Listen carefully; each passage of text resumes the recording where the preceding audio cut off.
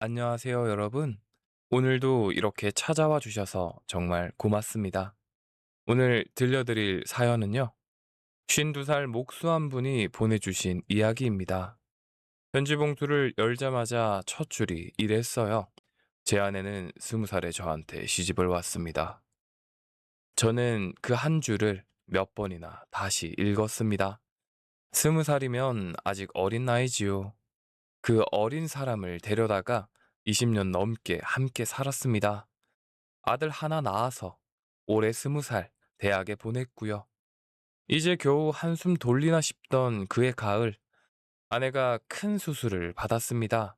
자궁을 드러내는 수술이었다고 해요. 남편은 그 말을 듣고 병원 복도에 주저앉았습니다. 내 아들 낳느라 망가진 몸이구나. 내가 평생 갚아야 할 빚이구나. 그렇게 생각했다고 합니다. 그런데 여러분, 그 수술이 처음부터 끝까지 전부 거짓말이었다면 어떠시겠습니까? 약봉지 하나를 깜빡하고 두고 가는 바람에 이 남자는 자기 인생의 절반이 통째로 연극이었다는 걸 알게 됩니다. 오늘 사연 끝까지 들어주세요. 특히 마지막 새벽 4시 반에 벌어지는 일은 꼭 들어보셔야 합니다.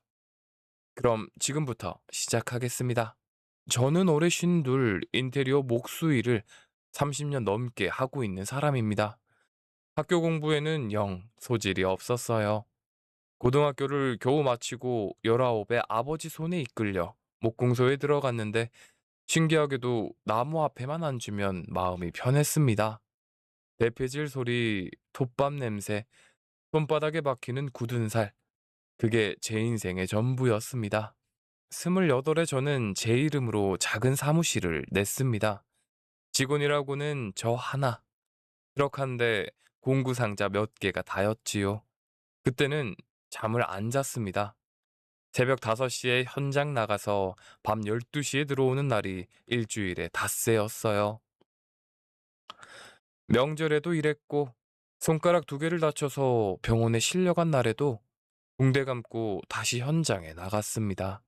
제가 명희를 만난 건 31살 되던 해였습니다. 아파트 한 채를 통째로 뜯어 고치는 현장이었는데 그 집 안주인이 제 일을 마음에 들어 하더니 조카딸을 소개해 주겠다고 하셨어요. 그렇게 나온 사람이 20살 허명이었습니다. 솔직히 말씀드리면 저는 처음에 손사래를 쳤습니다. 11살 차이였으니까요. 제가 29이면 그 사람은 18이었다는 얘기 아닙니까? 무슨 죄 짓는 기분이 들었어요. 그런데 명희는 저를 보고 웃더니 이러더군요. 아저씨는 손이 참 크네요. 이런 손 가진 사람은 나쁜 사람 아니래요. 저는 그 한마디에 무너졌습니다. 명희네 집은 형편이 어려웠습니다. 아버지는 일찍 돌아가셨고 어머니 오복순 여사가 시장에서 채소 자판을 하시며 딸 하나를 키우셨어요. 명희는 전문대를 다니다가 등록금이 없어서 휴학한 상태였습니다. 그런 사정을 알고 나니 제가 뭐라도 해주고 싶었습니다. 그래서 만난 지 5달 만에 결혼 얘기를 꺼냈습니다. 장모님은 당연히 처음에 반대하셨습니다. 11살 많은 데다 배운 것 없는 기술자한테 어떻게 딸을 주냐고요. 그런데 제가 전셋집 하나를 빼서 명인에 밀린 빚을 정리해드리고 좌판을 정식 점포로 옮겨드리고 나니 말씀이 달라지시더군요. 그해 가을에 우리는 결혼식을 올렸습니다. 명희는 20살, 저는 31살이었습니다. 결혼하고 2년 뒤에 아들 준서가 태어났습니다. 명희가 22이었어요. 저는 분만실 앞 복도에서 6시간을 서 있었습니다. 앉지도 못하고요. 간호사가 나와서 아들이라고 산모도 아기도 건강하다고 하는데 저는 그 자리에서 울었습니다. 33이나 먹은 사내가 남들 다 보는 데서 엉엉 울었어요. 그날부터 저는 이를 악물고 살았습니다. 어린 아내가 나 하나 믿고 시집왔는데 애까지 낳고 고생만 시키면 그건 사람이 아니지 싶었습니다. 현장에서 단가를 후려치는 소리를 들어도 참았고 밥값을 아끼려고 트럭에서 컵라면으로 때운 날이 셀 수 없이 많았습니다. 그렇게 15년을 하니까 집이 생기고 20년을 하니까 작은 상가 건물 하나가 제 이름으로 생겼습니다. 상가라고 해도 대단한 게 아니에요. 변두리 3층짜리 낡은 건물입니다. 1층에 편의점, 2층에 학원, 3층은 사무실. 그래도 저한테는 그게 훈장이었습니다. 배운 것 없는 목수가 손끝으로 지은 집. 저는 그 건물 앞을 지날 때마다 괜히 한 번씩 올려다보곤 했어요. 준서는 잘 자라주었습니다. 아버지가 목수라는 걸 부끄러워한 적이 단 한 번도 없었어요. 오히려 친구들한테 자랑을 하고 다녔습니다. 우리 아버지는 아무것도 없는 방을 하루 만에 근사하게 만든다고요. 그 녀석이 올해 20살이 되어서 대학에 붙었습니다. 지방에 있는 학교라 기숙사에 들어갔지요. 준서를 기숙사에 데려다주고 내려오던 날, 저는 고속도로 휴게소에 차를 세우고 한참 앉아 있었어요. 시원하기도 하고, 허전하기도 하고, 뭐라고 표현하기가 어려운 기분이었어요. 옆자리에 앉은 명희 손을 잡고 제가 그랬습니다. 이제 우리 둘만 남았네. 고생 많았어. 앞으로는 좀 편하게 살자. 그때 명희가 창밖을 보면서 뭐라고 중얼거렸는데 저는 잘 못 들었습니다. 나중에 다시 물어봤더니 아무것도 아니라고 하더군요. 지금 와서 생각하면 그때 그 사람이 무슨 말을 했는지 저는 꼭 들었어야 했습니다. 그 해 명희는 41살이었습니다. 스물에 시집와서 22에 애를 낳고 그 애를 대학에 보내고 나니 아직 41살. 여러분, 이게 무슨 뜻인지 아시겠습니까? 남들은 이제 애 낳고 키우기 시작할 나이에 제 아내는 이미 육아를 다 끝낸 상태였습니다. 저는 그게 우리 부부의 복이라고만 생각했어요. 그 사람한테는 그게 억울함이었다는 걸 그때는 몰랐습니다. 제 장모님, 오복순 여사 이야기를 좀 해야겠습니다. 이분은 처음부터 저를 사람 취급을 안 하셨어요. 결혼할 때 빚 정리를 해드리고 점포 얻어드릴 때는 손을 붙잡고 고맙다고 하시더니 살림이 좀 펴지고 나니까 말이 달라지시더군요. 명절에 처가에 가면 늘 똑같은 소리를 들었습니다. 우리 명희가 얼마나 얼굴이 반반했는지 아느냐. 대학만 제대로 나왔으면 어디 갔을지 모르는 아이다. 그런 아이가 하필 자네를 만나서 20살에 애엄마가 됐다. 이런 이야기를 20년 넘게 들었습니다. 저는 그때마다 그냥 웃었습니다. 틀린 말도 아니었으니까요. 준서가 대학에 붙었다고 인사를 갔던 날, 장모님이 김치를 담그시다가 손을 탁 놓고는 저를 부르시더니 이러시더군요. 태식이 자네, 이제 우리 명의 청춘값은 언제 갚을 텐가? 저는 무슨 말씀이냐고 여쭙습니다. 그랬더니 20살짜리 데려다가 20년 넘게 부려먹었으면 이제 그 값을 쳐줄 때도 되지 않았냐고. 그날 장모님이 요구하신 건 두 가지였습니다. 하나는 제 상가 건물 명의를 명의 앞으로 돌려놓으라는 것. 다른 하나는 명의 이름으로 가게를 하나 차려주라는 것이었어요. 딸이 평생 남편 그늘에서 살았으니 이제 제 앞으로 된 게 하나는 있어야 하지 않겠냐. 그런 말씀이셨습니다. 저는 그 자리에서는 대답을 못 드렸습니다. 건물 명의야 부부 사이에 그럴 수 있다 치는데 가게라는 게 그렇게 쉽게 차려지는 게 아니었거든요. 제가 30년을 장사꾼들 현장 뛰면서 봐온 게 있습니다. 준비 없이 들어간 사람 열이면 아홉은 보증금까지 다 날리고 나옵니다. 집에 와서 명희한테 조심스럽게 물어봤습니다. 정말 가게를 하고 싶냐고요? 명희는 처음에 엄마가 괜히 한 소리라고 손사래를 쳤어요. 그런데 며칠 지나서 밤에 이불 속에서 제 등을 대고 그러더군요. 나도 내 이름으로 뭘 좀 해보고 싶어. 저는 그 말이 너무 아팠습니다. 스물에 시집 와서 41가 되도록 이 사람 이름으로 된 게 정말 하나도 없었거든요. 통장도 제 이름, 차도 제 이름, 집도 제 이름, 심지어 관리비 고지서에도 강태식 석자만 찍혀 나왔습니다. 그래서 저는 알겠다고 했습니다. 준비를 좀 하자고. 1년만 같이 공부해보고 시작하자고요. 그 무렵부터 명희가 달라지기 시작했습니다. 저는 그게 좋은 변화인 줄 알았어요. 아들 보내고 나서 사람이 활기가 도는구나 싶었습니다. 우선 운동을 시작했습니다. 집 근처에 새로 생긴 필라테스 학원에 등록을 했어요. 일주일에 3번 가던 게 5번이 되고, 나중에는 거의 매일 나가더군요. 몸매가 눈에 띄게 좋아졌습니다. 옷도 달라졌습니다. 늘 헐렁한 티셔츠에 편한 바지만 입던 사람이 어느 날부터 굽있는 구두를 신고 나가기 시작했어요. 머리 색깔도 바꾸고 향수도 뿌리고 손톱도 예쁘게 하고 저는 아무 의심도 안 했습니다.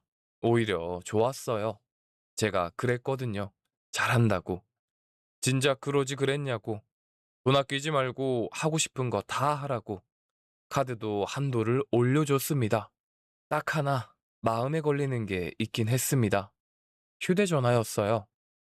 예전에는 제 옆에서 아무렇게나 던져놓고 다니던 사람이 어느 날부터 그걸 늘 몸에 지니고 다니더군요. 화장실에 갈 때도 들고 가고 잘 때는 베개 밑에 놓고 잤습니다. 화면에 뭐가 뜨면 손바닥으로 덮었어요. 한 번은 제가 농담으로 물어봤습니다. 뭐 그렇게 비밀이 많냐고요. 그랬더니 명희가 정색을 하면서 사람이 사생활이라는 게 있는 거지. 부부라고 다 봐야 돼? 하더군요.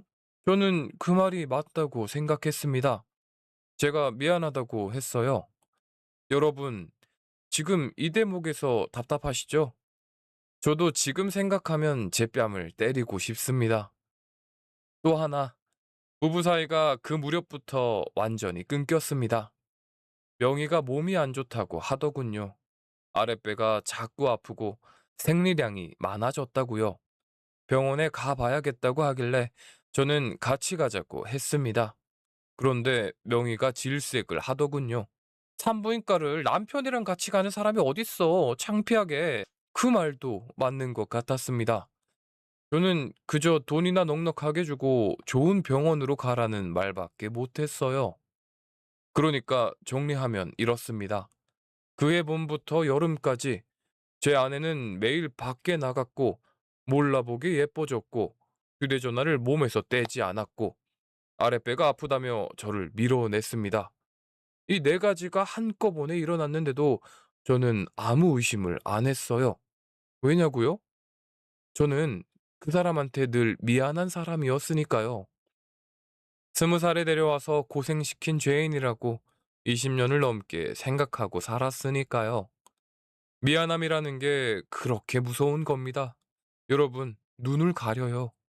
상대가 무슨 짓을 해도 다 내 탓 같아집니다. 그해 8월이었습니다. 시골에 계신 아버지가 쓰러졌다는 연락을 받았습니다. 84이셨어요. 평생 논일 밭일만 하시던 분인데 새벽에 마당에서 넘어지신 걸 이웃 어른이 발견하셨답니다. 뇌출혈이었어요. 대학병원으로 옮겼는데 수술은 어렵고 그냥 지켜보는 수밖에 없다고 하더군요. 말씀도 못하시고 눈만 껌뻑이셨습니다. 저는 그날로 짐을 쌌습니다. 형제라고는 누나 하나가 있는데 미국에 살아서 올 수가 없었어요. 아들이라고는 저 하나뿐이니 제가 가야지요. 현장은 오래 같이 일한 후배한테 통째로 넘겼습니다. 손해가 컸지만 어쩌겠습니까? 아버지가 저를 목공소에 데려다 주신 그 손으로 제 인생이 시작된 건데요. 내려가기 전날 밤 명희한테 같이 가자고 했습니다. 그런데 명희가 곤란한 얼굴을 하더군요. 병원비도 벌어야 하고 집도 비워두면 안 되고 준서 학비도 챙겨야 하지 않냐고요. 무엇보다 자기가 요즘 몸이 안 좋아서 시골 가서 어른 병수발을 들 자신이 없다고 했습니다. 저는 그 말에 화를 내지 않았습니다. 정말입니다. 이 사람 몸이 안 좋다는 걸 들었는데 어떻게 억지로 끌고 가겠어요? 그래서 그럼 당신은 여기 있어. 대신 병원 꼭 가고 밥 잘 챙겨 먹고 그 말만 하고 혼자 내려갔습니다. 시골 병원 생활은 여러분들도 아시겠지만 사람진을 빼는 일입니다. 보호자 침대라는 게 폭이 이만한 접이식 간이 침대예요. 거기서 두 달을 잤습니다. 2시간에 한 번씩 아버지 몸을 돌려드려야 했고, 기저귀를 갈아드려야 했고, 가래를 뽑아드려야 했습니다. 제일 힘든 건 잠이 아니라 말이었어요. 아버지가 말을 못하시니까요. 그래서 저 혼자 떠들었습니다. 아버지, 준서가 대학에 갔어요. 아버지, 오늘 비가 오네요. 아버지, 나 잘 살고 있어요. 그러면 아버지가 눈을 한번 깜빡이셨습니다. 그게 대답이었어요. 그 2달 동안 명희하고는 하루에 한 번씩 통화를 했습니다. 처음 몇 주는 잘 받았어요. 그런데 시간이 갈수록 통화가 짧아지더군요. 신호가 가다가 끊기는 날도 있었고, 한참 뒤에 문자로, 아, 미안, 못 봤어. 운동 중이었어. 이런 게 오기도 했습니다. 저는 그때 명희를 원망하지 않았습니다. 제가 없으니 저 사람도 힘들겠지 싶었어요. 오히려 미안했습니다. 병실에서 새벽에 깨면 명희한테 문자를 썼다가 지웠다가 했어요. 보고 싶다는 말을 쓰면 그 사람이 부담스러워 할까 봐요. 그렇게 결국 9월 말에 아버지가 가셨습니다. 새벽 3시 40분이었어요. 제가 아버지 손을 잡고 있었는데 갑자기 힘이 쭉 빠지시더군요. 그게 다였습니다. 소리도 없이 그렇게 가셨어요. 장례식장에는 명희가 왔습니다. 이틀 있다가 갔어요. 몸이 안 좋아서 오래 못 있겠다고 하더군요. 저는 알겠다고 했습니다. 상주 자리에 혼자 서서 손님을 받았습니다. 그때 문상 오신 동네 어르신 한 분이 제 손을 잡고 그러시더군요. 자네 참 효자야. 근데 네 각시는 어디 갔냐? 저는 몸이 아파서 먼저 올려보냈다고 했습니다. 여러분, 제가 그때까지도 아무것도 몰랐습니다. 사모제까지 다 지내고 아버지 유품을 정리하고 논밭을 어떻게 할지 친척들하고 이야기가 마치고 나니 10월 중순이 되어 있었습니다. 집을 비운 지 꼭 2달하고 열흘째 되던 날, 저는 트럭에 짐을 싣고 올라왔습니다. 올라오는 내내 마음이 이상했어요. 아버지가 안 계신 세상에 처음 살아보는 거잖아요. 그런데 한편으로는 이런 생각도 들었습니다. 이제 우리 집 어른은 나구나. 내가 명의하고 준서를 지켜야 하는구나. 정말 잘 살아야겠다. 그런 생각을 하면서 운전대를 잡고 왔습니다. 고속도로에서 명희한테 전화를 걸었습니다. 안 받더군요. 2번, 3번 걸어도 안 받았어요. 톨게이트를 빠져나올 때쯤 겨우 연결이 됐는데 명희 목소리가 아니었습니다. 장모님 목소리였어요. 장모님이 대뜸 이러시더군요. 자네 지금 어디야? 다 와간다 했더니 집으로 오지 말고 병원으로 와, 병원. 저는 갓길에 차를 세웠습니다. 무슨 일이 있냐고, 명희한테 무슨 일이 생겼냐고 물었어요. 그랬더니 장모님이 한참 아무 말씀도 안 하시다가 이렇게 말씀하셨습니다. 우리 명희, 내 새끼 수술했어. 자궁을 다 드러냈어. 저는 그 자리에서 비상등을 켜놓고 10분을 앉아 있었습니다. 손이 떨려서 기어를 못 넣겠더군요. 병원에 도착한 게 저녁 8시쯤이었습니다.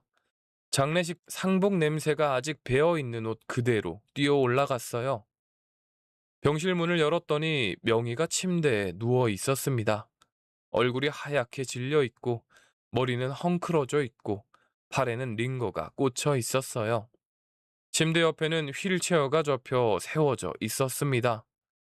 저는 아무 말도 못하고 침대 옆에 무릎을 꿇었습니다. 명희 손을 잡았는데 그 사람이 눈을 감은 채로 고개를 돌려버리더군요. 그때 장모님이 밖에서 들어오시더니 저를 복도로 끌어내셨습니다. 그리고 거기서 30분을 퍼부으셨어요. 여러분, 그날 제가 들은 말을 지금도 토시 하나 안 틀리고 외웁니다. 자네가 사람인가? 마누라가 배를 갈랐는데 남편이란 사람이 어디 있었어? 저는 아버지 장례 때문이라고 말씀드렸습니다. 그랬더니 "죽은 아비가 산 마누라보다 중해? 죽은 아비는 84까지 살다 갔지만 우리 명의는 41야." 제가 왜 연락을 안 주셨냐고 여쭙습니다. 그랬더니 장모님이 기가 막힌다는 표정으로 저를 보시더니 명의가 절대 알리지 말라고 했다는 겁니다. 상중인 사람한테 짐을 지을 수 없다고, 자기 몸은 자기가 알아서 하겠다고 했다는 거예요. 그 말을 듣는데 눈물이 왈칵 쏟아졌습니다. 이 사람이 어떤 사람이길래 자기 배를 가르면서까지 나한테 짐이 안 되려고 했나 싶었어요. 장모님 말씀으로는 이랬습니다. 자궁근종이 여러 개 있었는데 크기가 자꾸 커져서 도저히 안 되겠다고, 결국 개복을 해서 자궁을 통째로 뜯어냈다고요. 배를 이만큼 갈랐다고 손으로 그어 보이시더군요. 회복하는데 최소 석 달은 걸린다고, 그 사이에 무리하면 유착이 생겨서 평생 고생한다고 했습니다. 저는 그날 밤 병실 보호자 침대에서 잤습니다. 아버지 병실에서 2달을 잔 그 몸으로 또 간이 침대에 누웠어요. 그런데 잠이 안 오더군요. 새벽에 명의가 깼길래 제가 물었습니다. 왜 말을 안 했냐고요. 그랬더니 명의가 천장을 보면서 이러더군요. 당신 아버지가 돌아가셨는데 내가 무슨 낯으로 아프다고 해. 제가 그래도 말했어야지 했더니 명의가 고개를 돌려 저를 보면서 이랬습니다. 여보, 나 이제 여자 아니야. 저는 그 말에 무너졌습니다. 무슨 소리냐고. 당신이 왜 여자가 아니냐고 했더니 명의가 배를 가리키면서 여기가 텅 비었잖아. 당신 아들 나타가 이렇게 된 거야. 하더군요. 여러분, 저는 그 순간 무슨 생각을 했을 것 같습니까? 이 사람 인생을 내가 다 가져다 썼구나. 20살 청춘도 내가 가져갔고, 몸도 내가 가져갔구나. 남은 평생을 갚아도 못 갚겠구나. 남은 평생을 갚아도 못 갚겠구나. 그 생각뿐이었습니다.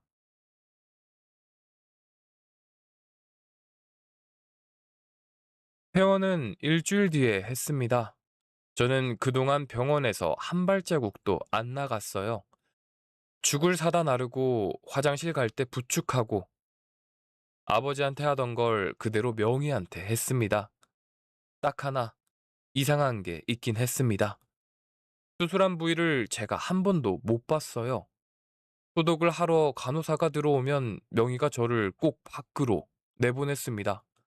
샤워도 혼자 하겠다고 했고 옷 갈아입을 때도 문을 잠궜어요.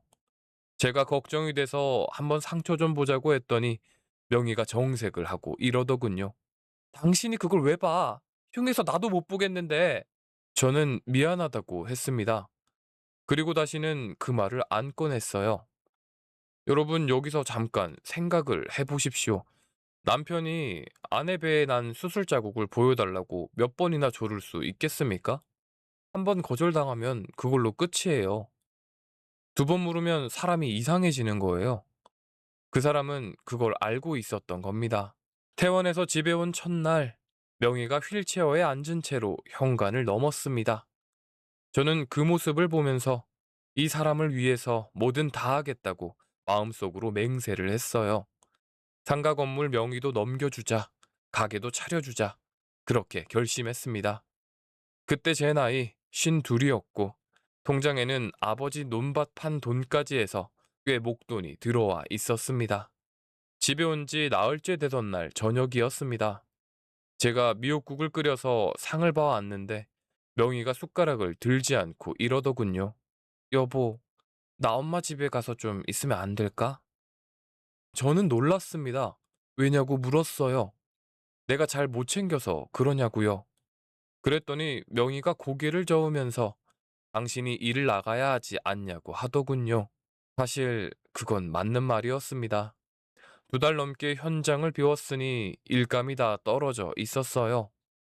후배한테 넘긴 현장도 마무리를 지어야 했고 해견족도 나가야 했습니다. 무엇보다 아버지 상 치르느라 나간 돈이 적지 않았어요. 명희 말이 낮에 혼자 집에 있으면 무서워서 못 견디겠다는 겁니다. 화장실 가다가 넘어지면 어떡하냐고요. 엄마 집에 가 있으면 밥도 챙겨주고 병원도 같이 가주니까 서로 편하지 않겠냐고 했습니다. 저는 그래도 싫다고 했습니다. 제가 재택으로 견적 보는 일이 있으니 낮에 붙어 있겠다고, 정 안 되면 간병인을 쓰겠다고 했어요. 그랬더니 명희가 정색을 하더군요. 남한테 자기 몸을 어떻게 맡기냐고. 그리고 당신이 나 때문에 일 못 나가는 건 죽어도 싫다고요. 거기다 장모님이 전화를 하셨습니다. 사위 목소리를 듣자마자 이러시더군요.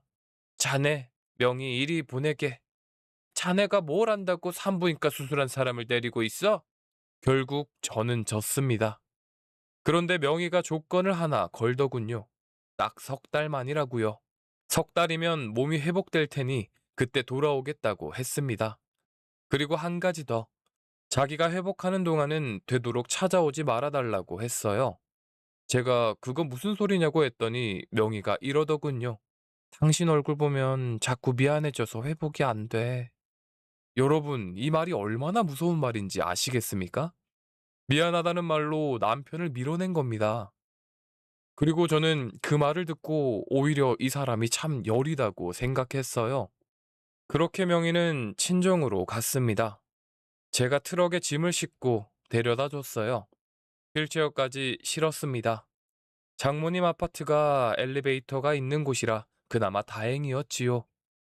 친정에 내려주는데 장모님이 현관에서 저를 밀어내시더군요. 들어와서 차 한잔 하고 가라는 말도 없었습니다. 됐네. 자네 얼굴 보면 명희 마음만 심란했죠. 그냥 가. 그러시고는 문을 닫으셨어요. 저는 그날 밤 텅 빈 집에 혼자 앉아서 소주를 마셨습니다. 아버지도 없고, 아들도 기숙사에 있고, 아내도 친정에 가 있고, 30년 넘게 그렇게 뼈 빠지게 일해서 남은 게 뭔가 싶더군요. 그래도 저는 스스로를 다독였습니다. 석 달만 버티면 된다. 그동안 돈 열심히 벌어서 명의 가게 차려줄 준비를 하자. 그렇게 마음을 먹었어요. 그 다음부터는 저는 미친 사람처럼 일했습니다. 새벽 5시에 나가서 밤 11시에 들어왔어요. 쉰둘 먹은 몸으로 그렇게 하니까 무릎이 나가고 어깨가 안 올라가더군요. 그래도 좋았습니다. 명희한테 해줄 게 있다는 게 정말 좋았어요. 그리고 석 달 차에 10일째 되던 밤, 제가 약봉지를 놓고 내렸습니다. 그날은 명의 정기 진료가 있는 날이었습니다. 수술한 병원에 한 달에 한 번 가서 경과를 보는 거였어요. 제가 오전에 현장 하나를 급하게 마무리하고 친정으로 갔습니다. 명의를 태우고 병원에 갔는데 진료실에는 저는 못 들어갔습니다. 산부인과라 남편은 밖에서 기다리는 거라고 했습니다. 저는 복도 의자에 앉아서 30분을 기다렸어요. 명의가 나오더니 잘 회복되고 있다고 하더군요. 다만 아직 배에 힘이 들어가면 안 되고 오래 서 있으면 안 되고 무거운 걸 들면 절대 안 된다고 의사가 그랬답니다. 저는 알겠다고 아무것도 안 시키겠다고 했습니다. 1층 약국에서 약을 지어서 봉투를 제가 들었어요. 그리고 친정 아파트에 데려다 줬습니다. 현관까지 올라가서 휠체어를 접어놓고 장모님한테 인사를 하고 명희 이마 한번 짚어보고 내려왔습니다. 그때가 저녁 7시 반쯤 됐을 겁니다. 차에 타서 시동을 걸었는데 조수석 발밑에 약봉투가 그대로 있더군요. 저는 아차 싶었습니다. 그게 한 달치 약이었거든요. 그게 없으면 안 되는 거잖아요. 그래서 봉투를 챙겨 들고 차에서 내렸습니다. 아파트 정문 쪽으로 걸어가는데 마침 그때 지하 주차장 출입구 쪽에서 사람 그림자가 하나 나오더군요. 명이었습니다. 저는 반가운 마음에 여보 하고 부르려다가 입을 손으로 틀어 막았습니다. 여러분, 왜 그랬는지 아십니까? 명희가 두 발로 걷고 있었어요. 그냥 걷는 게 아니었습니다. 굽있는 부츠를 신고 코트를 입고 어깨에 가방을 메고 성큼성큼 걷고 있었어요. 수술한 사람은 그렇게 못 걷잖아요? 저는 2달 동안 아버지 병실에 있으면서 수술한 사람 수십 명을 봤습니다. 배를 가른 사람은 몸이 앞으로 굽습니다. 배에 손을 대고 조심조심 걸어요. 그런데 명희는 허리를 꿋꿋이 펴고 있었습니다. 거기서 끝이 아니었습니다. 명희가 걸어가다가 가방에서 뭘 꺼내려고 몸을 숙였는데 그게 아주 자연스러웠어요. 그리고 뭔가를 떨어뜨렸는지 허리를 완전히 접어서 바닥에 있는 걸 주웠습니다. 여러분, 배를 가른 지 한 달 반 된 사람이 허리를 접어서 바닥 물건을 줍는다?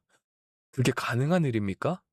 저는 화단 옆 나무 뒤에 서서 그 모습을 보고 있었습니다. 손에는 약봉투가 들려 있었고 심장이 어찌나 뛰던지 그 소리가 밖으로 들리는 것 같았습니다. 명희는 저를 못 봤습니다. 전화 통화를 하고 있었거든요. 거리가 있어서 다 들리지는 않았는데 웃는 소리가 아주 또렷하게 들렸습니다. 제가 결혼 생활 21년 동안 못 들어본 웃음소리였어요. 20살 처녀처럼 웃더군요. 그리고 이런 말이 들렸습니다. 응, 지금 나가. 5분이면 도착해. 기다리고 있어. 그 다음이 문제였습니다. 명희가 이렇게 말했어요. 아니야, 몸은 멀쩡해. 내가 언제 아팠어?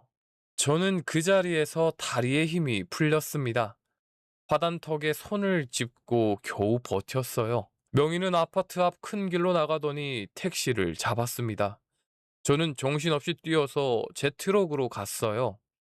시동을 거는데 손이 떨려서 열쇠가 몇 번이나 미끄러졌습니다. 저는 그 택시를 따라갔습니다. 30년 넘게 서울 골목이란 골목은 다 다녀본 사람입니다. 놓칠 리가 없었어요. 택시는 30분쯤 달려서 어느 오피스텔 앞에 섰습니다. 저는 그 건너편 골목에 차를 대고 시동을 껐습니다. 명희가 내렸습니다. 그리고 건물 입구 쪽을 보더니 손을 흔들었어요. 거기에 남자가 하나 서 있었습니다. 검은 패딩에 모자를 쓴 키가 큰 사람이었어요. 딱 봐도 젊은 사람이었습니다. 서른 몇이나 됐을까요? 명희가 그 남자한테 뛰어갔습니다. 여러분, 뛰어갔어요. 배를 가른 사람이 뛰어갔습니다. 그리고 그 남자 품에 안겼습니다. 남자가 명희를 안아서 한 바퀴 빙 돌리더군요. 발이 땅에서 떨어졌습니다. 명희는 그 남자 목에 팔을 감고 있었어요. 저는 운전대를 잡고 그 광경을 봤습니다. 소리를 지르지도 못하고 울지도 못하고 그냥 봤습니다. 손에는 아직도 그 약봉투가 들려 있었어요. 두 사람은 팔짱을 끼고 건물 안으로 들어갔습니다.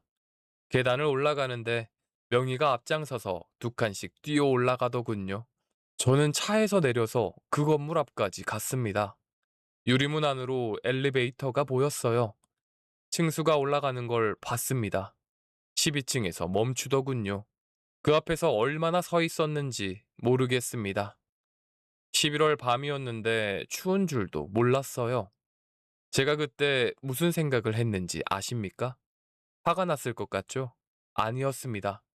저는 이런 생각을 했어요. 내가 지금 뭔가 잘못 본 거다. 저 남자는 명희 사촌 동생일 수도 있다. 물리치료하는 사람일 수도 있다.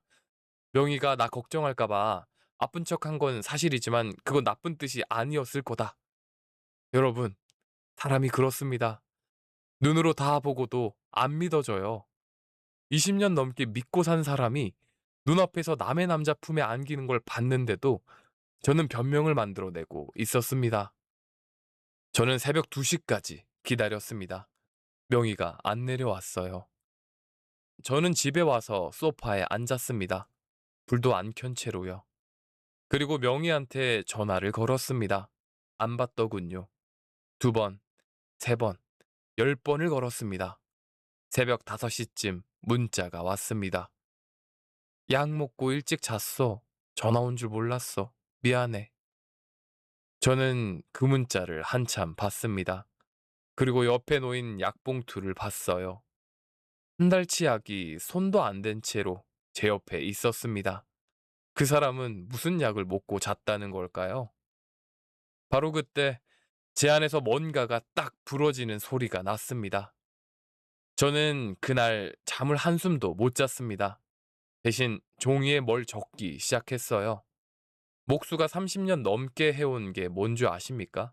설계입니다. 벽을 어디서부터 뜯어야 집이 안 무너지는지 그 순서를 계산하는 일이에요. 저는 그날 밤 제 인생을 뜯어낼 순서를 적었습니다. 다음날 아침 저는 후배한테 전화를 걸었습니다. 앞으로 보름 동안 현장을 못 나가겠다고 도면 작업만 집에서 하겠다고 했어요. 후배가 형님 무슨 일 있냐고 묻는데 대답을 못했습니다. 그리고 저는 계산을 시작했습니다. 제 손에 쥔 시간이 얼마인가? 명의가 친정에 있는 한 저는 아무것도 알아낼 수 없었습니다. 그 사람 휴대전화를 볼 수도 없고 누구를 만나는지 알 수도 없어요. 그러니까 무슨 수를 써서라도 집으로 데려와야 했습니다. 그리고 데려온 다음에는 그 사람이 눈치채기 전에 필요한 걸 다 확보해야 했어요. 제가 스스로 정한 기한은 딱 열흘이었습니다. 열흘 안에 못 끝내면 그냥 이혼 도장이나 찍고 빈손으로 나오는 거다. 그렇게 마음 먹었습니다.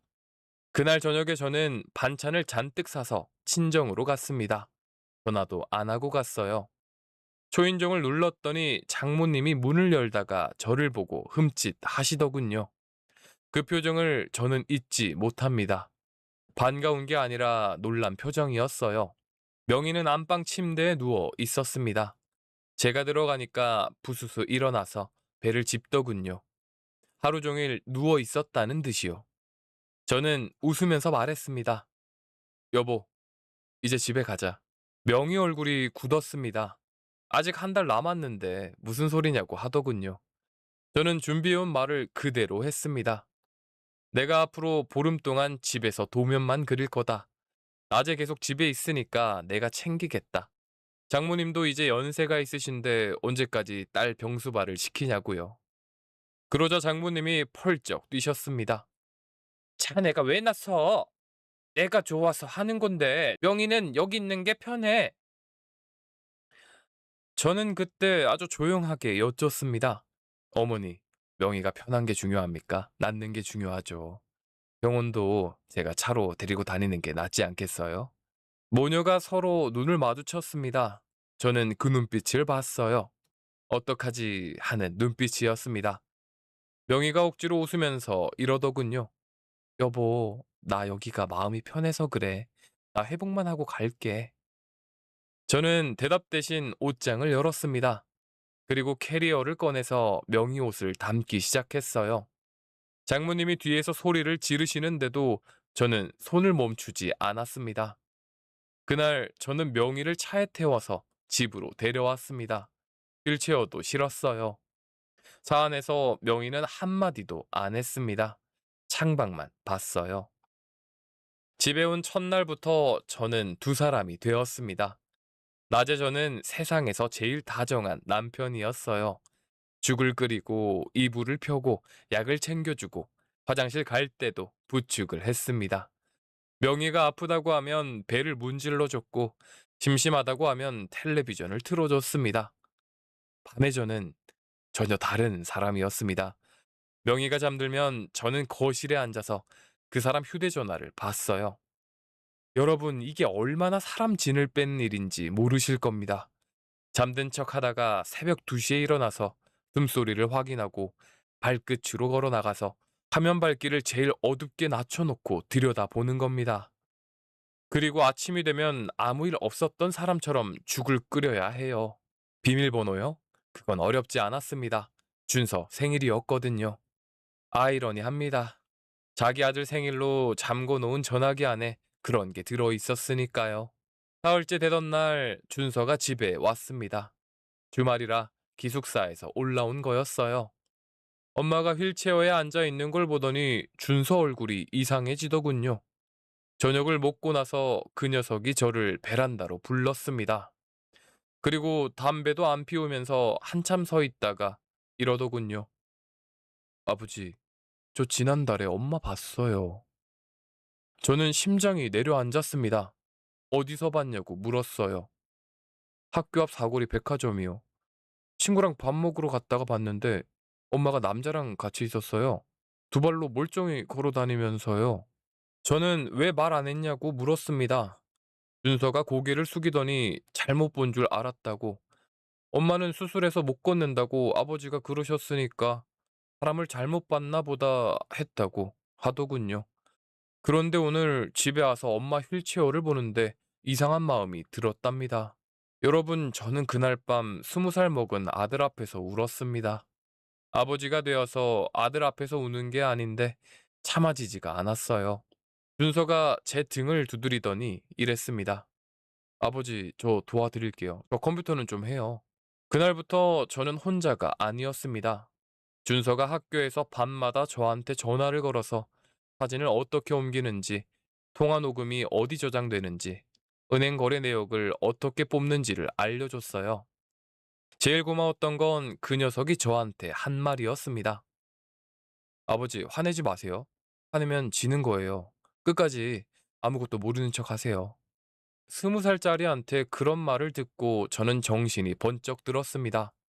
그래서 저는 열흘 내내 웃었습니다. 세상에서 제일 미련한 남편 노릇을 했어요. 지금부터 제가 그 열흘 동안 알아낸 걸 말씀드리겠습니다. 마음 단단히 잡수셔야 될 것 같아요. 첫째, 명의는 수술을 받은 적이 없었습니다. 저는 명의 휴대전화에서 병원 어플리케이션을 찾았습니다. 거기에 진료 기록이 남아 있더군요. 8월에 자궁근종 진단을 받은 건 사실이었습니다. 그런데 그게 전부였어요.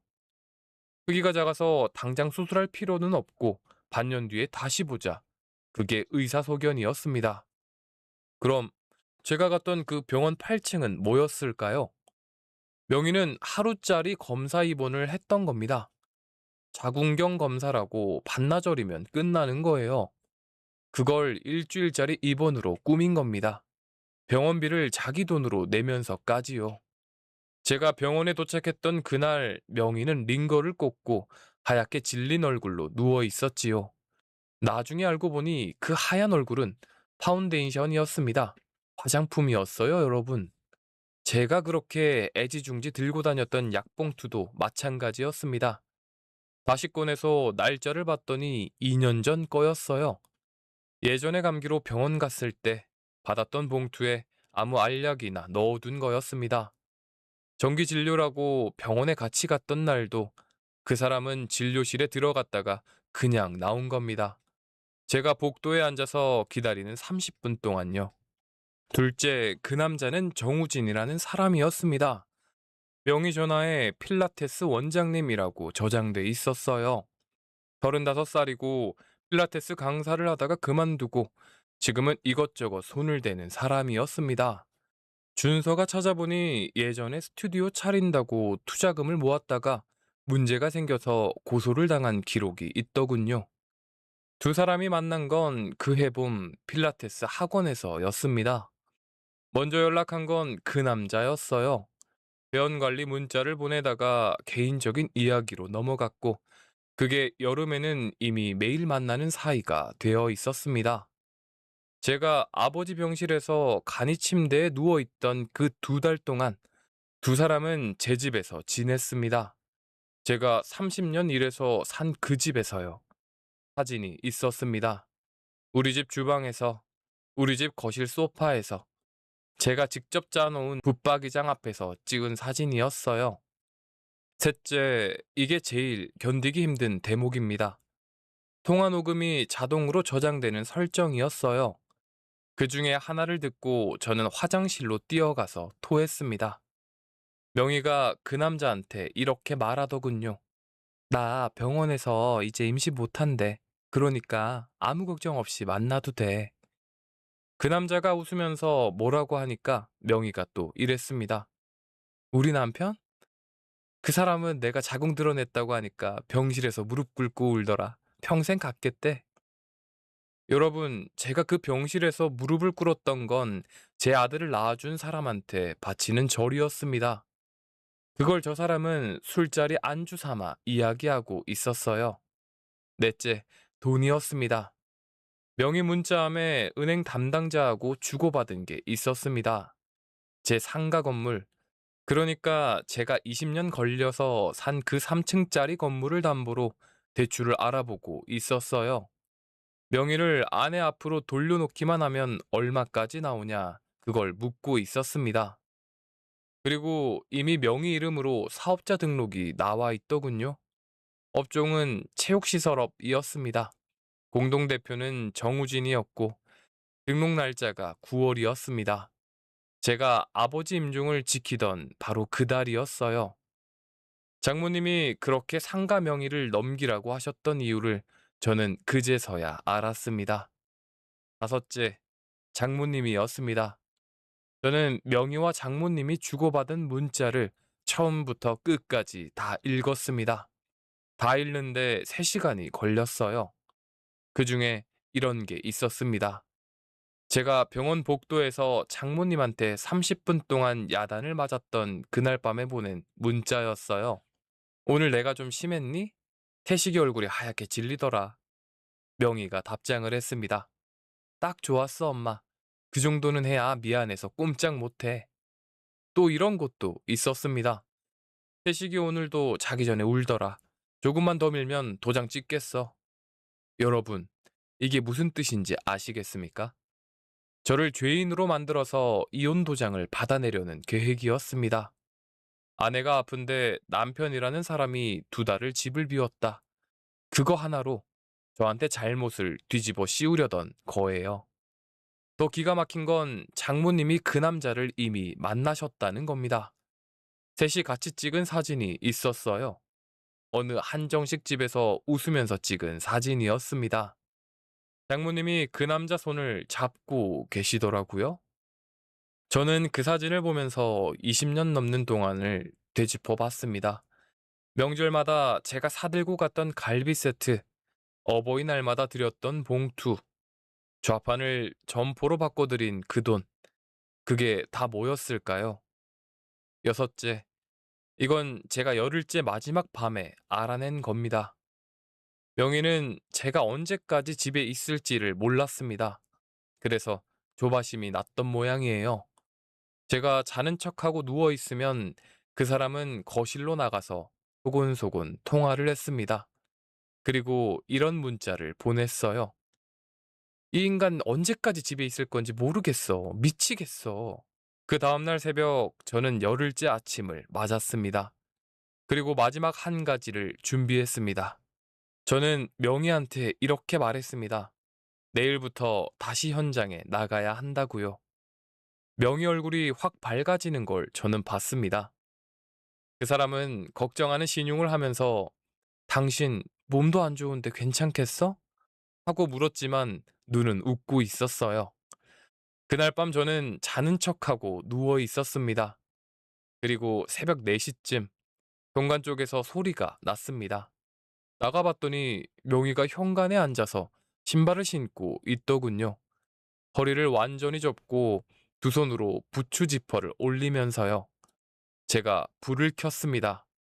명희가 놀라서 벌떡 일어나더니 배를 짚었습니다. 지금까지 하던 그 연기를 또 하더군요.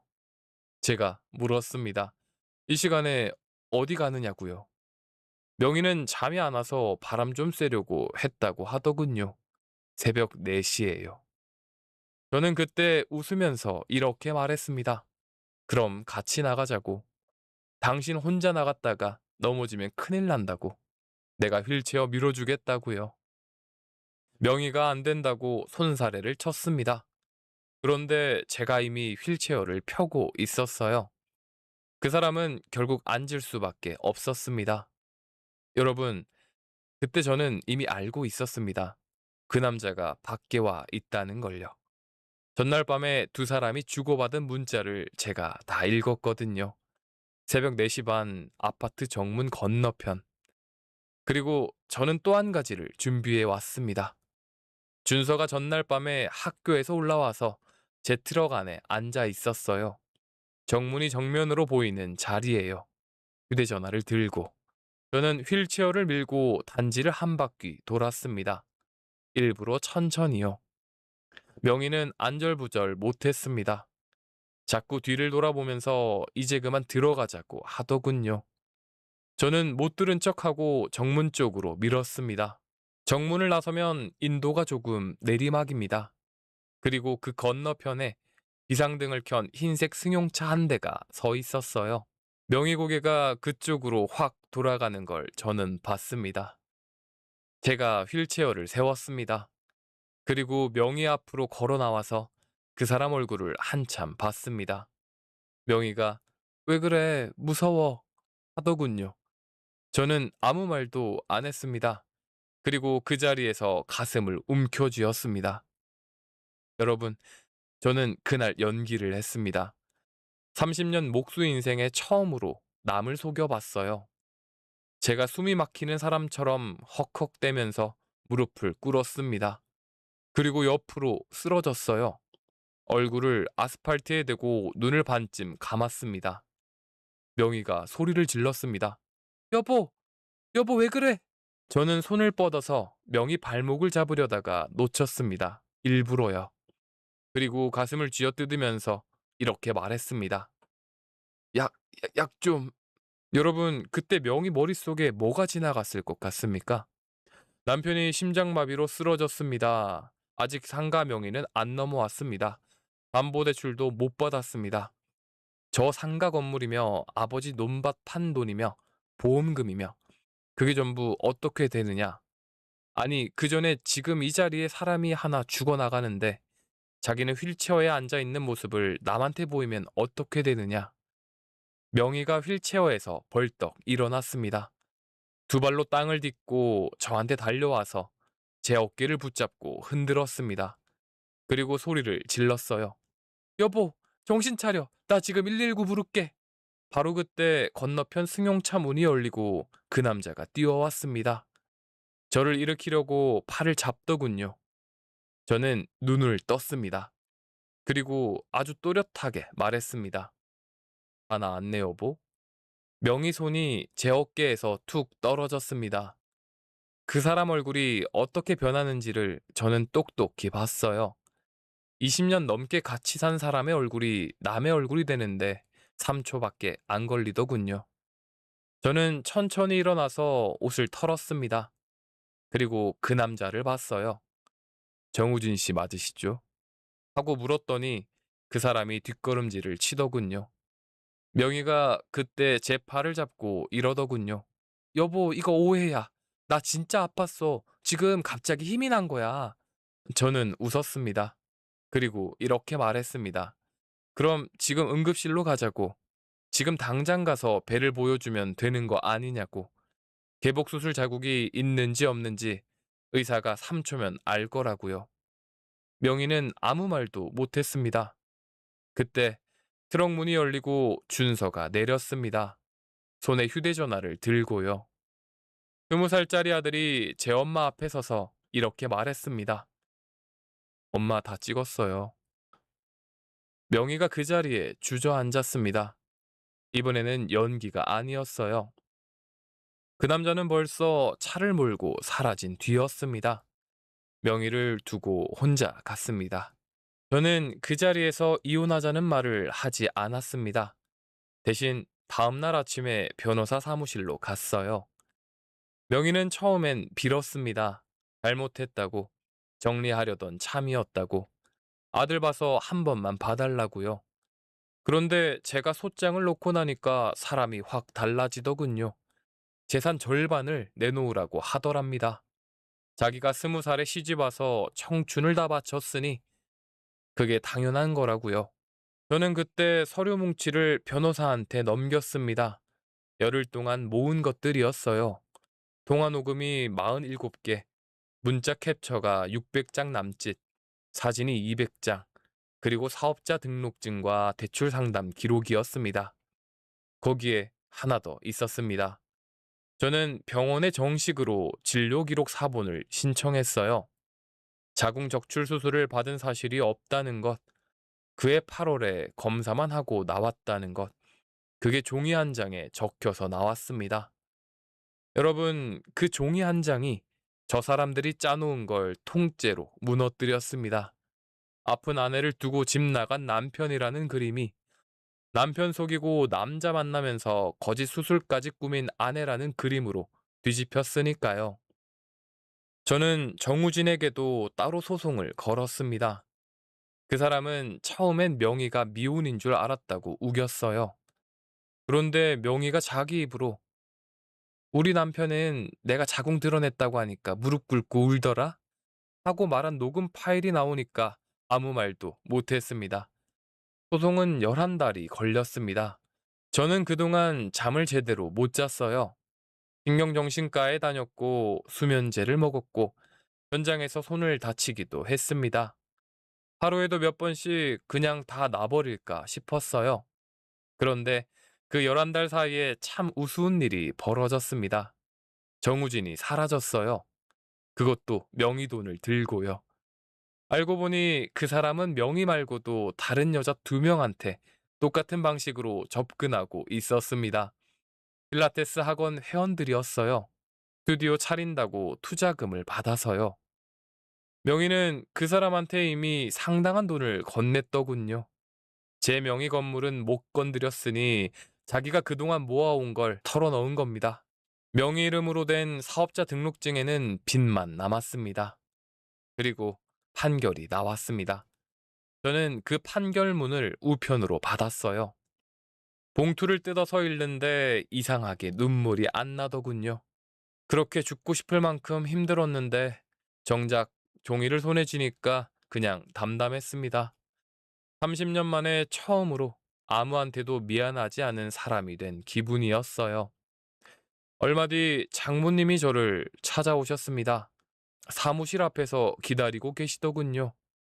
그 사이에 10년은 늙어 보이셨습니다.